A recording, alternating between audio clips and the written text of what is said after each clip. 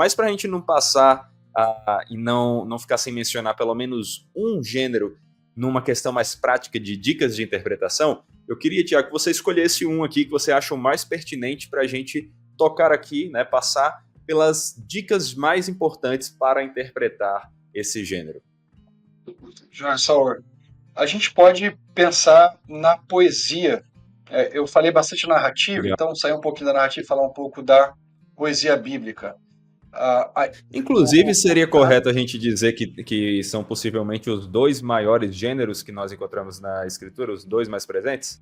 Eu diria que são os mais comuns, sim, são os mais comuns, né? Porque, por exemplo, o gênero epistolar, embora a gente encontre em alguns trechos do Antigo Testamento, né, você tem a carta de Jeremias, você tem alguns trechos que tem essa característica, grande parte é narrativa ou poesia. Como a gente falou, mesmo no gênero Legal. profético, você tem uma estrutura poética muito marcante, né? E aí, Saul, eu queria até trazer uma definição que o próprio Ryken traz no livro sobre poesia, para ajudar a gente a pensar. Ele fala assim, ó, a poesia é o discurso elevado, bem mais condensado que a prosa.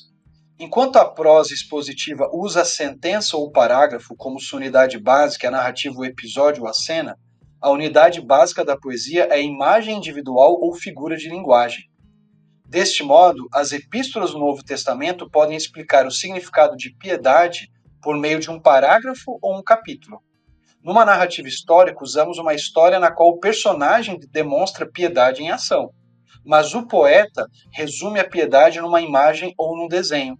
Ele é como a árvore plantada junto a ribeiros de água, que dá o seu fruto na estação própria. Então é muito legal assim essa questão da imagem. O Ryken vai falar, olha, a poesia ela é linguagem concisa e linguagem em imagem. Né? O poeta ele pinta um quadro para nós com as suas palavras. Então, e é muito importante a gente observar aquilo que ele está querendo desenhar para nós. Por exemplo, quando a gente pensa no Salmo 23, muita gente pensa no Salmo 23 como o Salmo do pastor. E, de fato, você tem a imagem do pastor nos versículos de 1 a 4.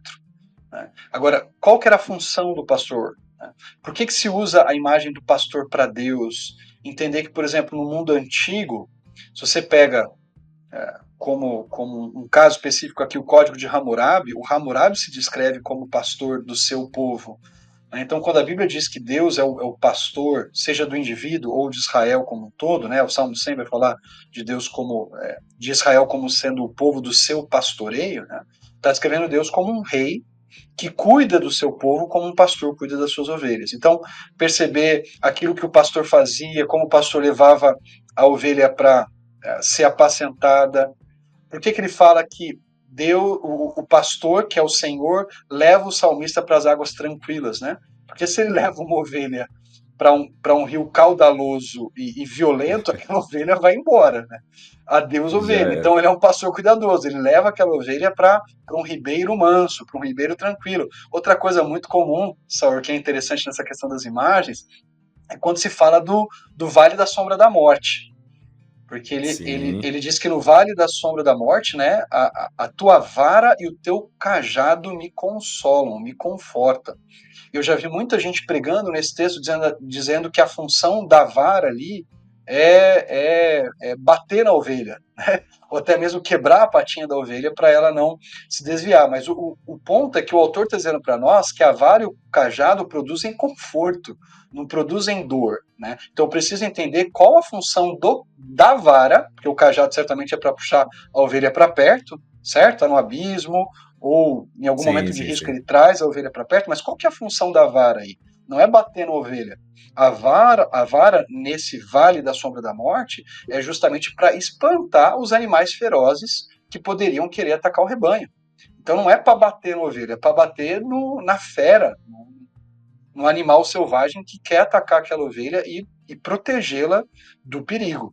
Então, compreender essa imagem, compreender que, por exemplo, nos versículos 5 e 6 de Salmos, eu tenho uma mudança aí, da imagem do pastor para a imagem do hospedeiro, certo? Então, agora Deus é aquele que recebe a gente na casa do Senhor, né? Aquele que enche o nosso cálice transborda, ele prepara essa mesa na presença dos nossos inimigos, né, dos inimigos do salmista, ele unge a cabeça com óleo, que era uma prática comum, quando você queria honrar alguém que você estava recebendo, algum visitante, né, você ungia a cabeça com óleo pela sensação que o óleo produzia positiva, né, naquela pessoa, e o aroma perfumado que ele trazia, né, e aí tem toda uma discussão, porque se você entende essa imagem do hospedeiro, você consegue entender um pouco melhor quando ele diz no final, e essa é uma discussão, inclusive de interpretação, porque as versões mais antigas vão dizer assim: habitarei na casa do Senhor enquanto eu viver. Mas algumas versões começaram a mudar isso, especialmente as versões mais recentes, né? Então você pega, por exemplo, a NVI 2011, a 2011 não, NVI 2000, né? A NVI ficou pronta totalmente no ano 2000, antes de ser revisada agora, foi revisada, mas a NVI 2000, ela dizia assim: voltarei à casa do Senhor enquanto eu viver, né? Então, qual que é a ideia? O salmista, ele é o hóspede, o Senhor é o anfitrião. E o salmista foi tão bem recebido no templo de Deus, em Jerusalém, quando ele foi para adorá-lo, ou antes do templo, né, no seu tabernáculo, no seu santuário, que ele quer retornar à casa do Senhor enquanto ele viver. Então, às vezes a gente já faz uma ligação com o céu, sem perceber a beleza literária aqui da relação entre anfitrião e hospedeiro, né? Anfitrião e visitante. Deus é descrito como um anfitrião que recebe o seu hóspede, né, em casa, e que o trata com honra, com cuidado, com carinho, inclusive manda 2 guarda-costas para acompanhá-lo, né, que é o Hesed e o Emet, né, quer dizer, é o amor leal de Deus e a sua fidelidade, que acompanham o salmista quando ele volta para casa, ele tem o desejo de retornar à casa do Senhor enquanto ele vive. Então, perceber a beleza das imagens, distinguir o que cada imagem quer comunicar é importante no processo de interpretação.